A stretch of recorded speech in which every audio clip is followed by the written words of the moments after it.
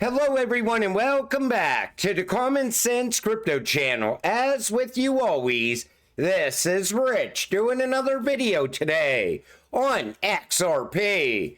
So I hope you're all having a wonderful day today wherever you are in this great world. We're gonna talk about XRP. And once again, this is the 1-day chart. We're sitting here at $2.60. At the time I'm making this video, it looks like XRP is making the next move up. And if you look at the 7-day chart, it has been gradual upward movement.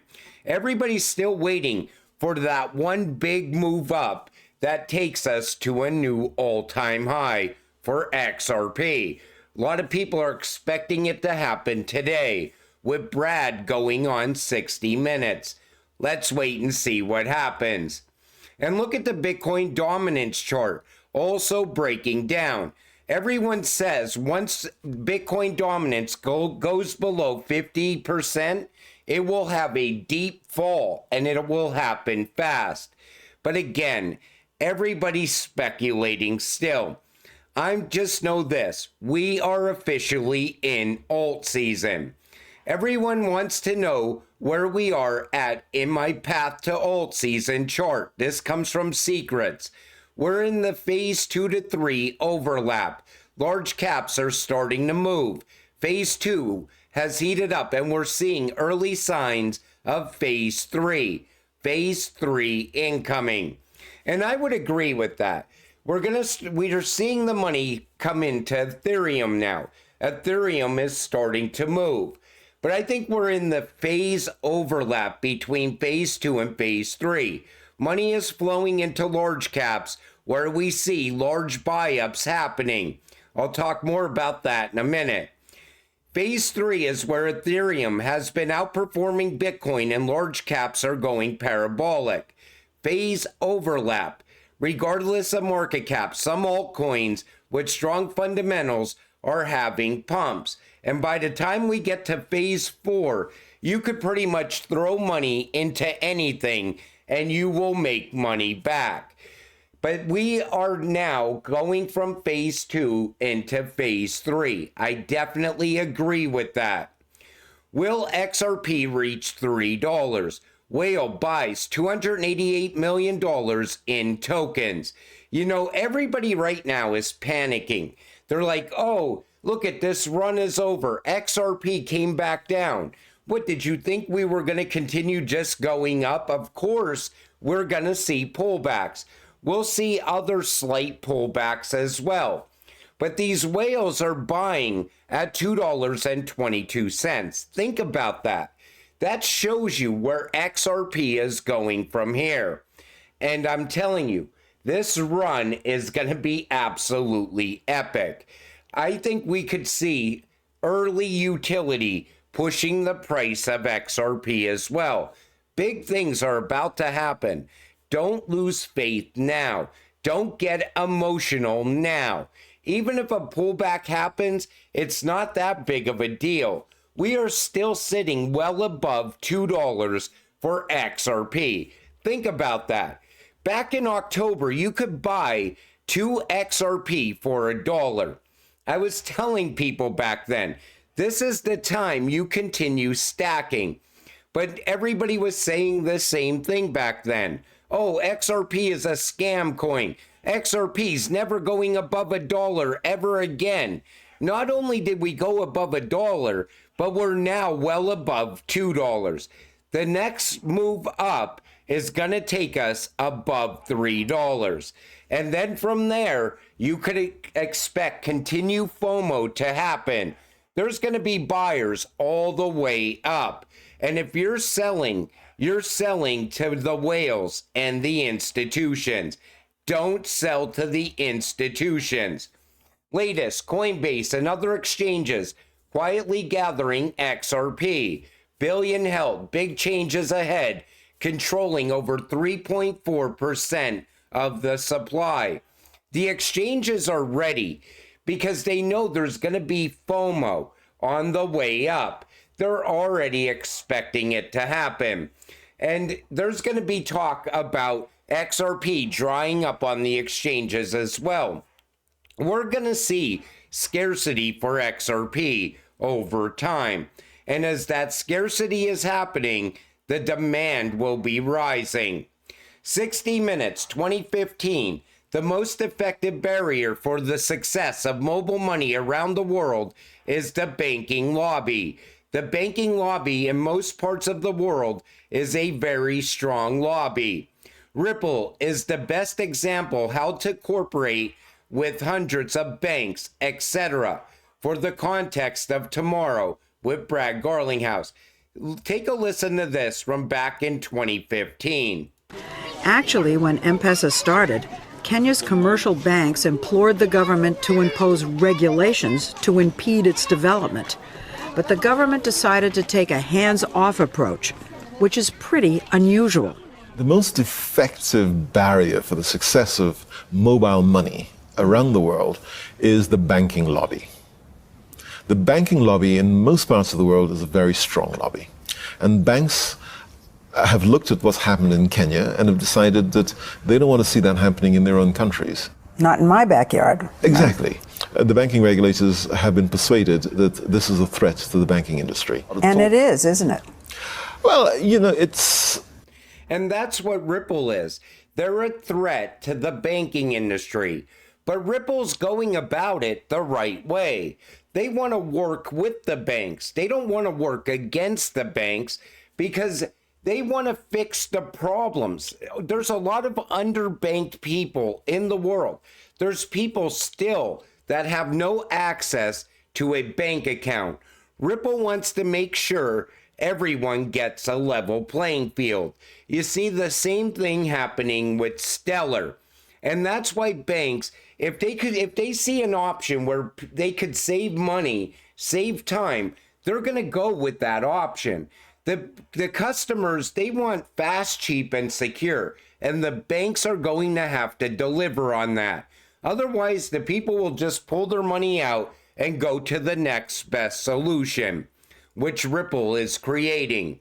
Looks like Brad Garlinghouse, Ripple, and crypto are more popular than AI, Titanic, Denzel Washington, and Ozempic combined. 60 Minutes, you are directly over the target. And you could see by the views.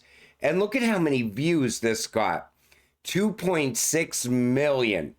That shows you that people are interested in crypto. There's a lot of crypto investors here in the United States. And Brad going on 60 Minutes, I think that's great because Brad has been fighting for the entire crypto space, not just for Ripple and XRP, but for this entire space. And there's going to be a lot of new investors coming into crypto once this episode airs, which is tonight. Cointelegraph, just in, XRP flips Citigroup. And David Schwartz says, wake up, Citi. You know, Citi has been very, how could I put it? On one hand, you see Citi saying, well, we're not interested in blockchain. We're not going to go down that road. And at the same time, they've been working with Ripple behind the scenes for years. Citi also debanked Brad Garlinghouse because he's tied to the crypto industry. But even if you look at Citi, what they plan to do, here's XRP right here, an XRP pool in between banks. And this is what Brad has always pictured for XRP, being used as a trust layer, as a bridge currency. It also talks about Interledger Protocol in this article as well. Interledger Protocol allows XRP to be utilized through 1 trillion transactions per second. But Interledger Protocol is not only going to work with XRP, they're going to connect to Stellar and other networks out there as well. Interledger Protocol is going to play a very big part of the new financial system. It'll eliminate all the limitations on transactions per second. There's a lot of talk about the connections between BlackRock and Ripple as well. BlackRock and Ripple will be worldwide market leaders in DeFi.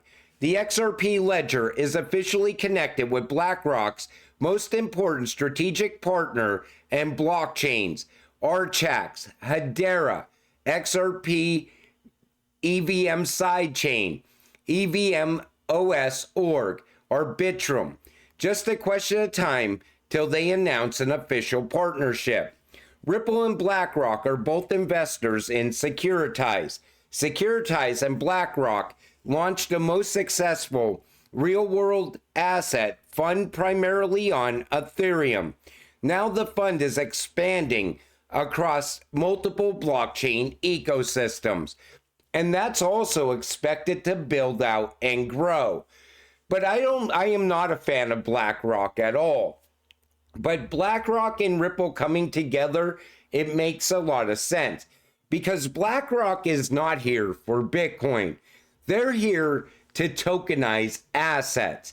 That tokenization, once it starts to gain momentum, the World Economic Forum says it's a $870 trillion market by 2030. They want to tokenize everything of value. They want to tokenize mountains, trees, water, everything. And that's why BlackRock is in this space. I also think BlackRock is going to end up tokenizing Bitcoin at some point. It'll start with tokenizing the ETFs. Then they will start tokenizing Bitcoin, and they will run across XRP Ledger, Stellar Blockchain, Hedera, and so on. The reason I say that, and I repeat it in my videos, is because I want people to understand why BlackRock is in this space. And BlackRock does not care about the retail investor. BlackRock cares about BlackRock. That is it. And I hate when people do this. XRP versus HBAR, the battle for the future of crypto. Now, I always tell people, these cryptocurrencies are not fighting each other. But I like the way this post turned out. XRP, the payments giant. XRP's been in the game for a while, and it's backed by some of the biggest names in finance. If you're looking for a fast, low-cost solution for cross-border payments, XRP is tough to beat. But here's the catch: regulatory hurdles. The SEC lawsuit is still hanging over it. But if Ripple wins the fight, this thing is poised for massive adoption. That SEC lawsuit is over, in my opinion. And it has nothing to do with XRP anymore. XRP is not a security. It's not a security today, and it's not going to be a security in the future. HBAR, next level of blockchain. While XRP focuses on payments, HBAR is solving a much bigger problem: scalability. Built on Hashgraph, it offers lightning-fast transactions, low fees, and most importantly, real-world use cases. We're talking everything from NFTs to enterprise solutions, backed by Google, IBM, LG, and more. Now, I talked about this in previous videos. Back in 2022, the worst year in crypto, I watched Hedera grow. Ripple also grew at the same time. They had phenomenal growth in the worst time in crypto. Hedera and Ripple also work together, and I think there's going to be big projects between Hedera and Ripple going into the future. But they're going to work side by side in the new financial system. And then they get to the bottom line.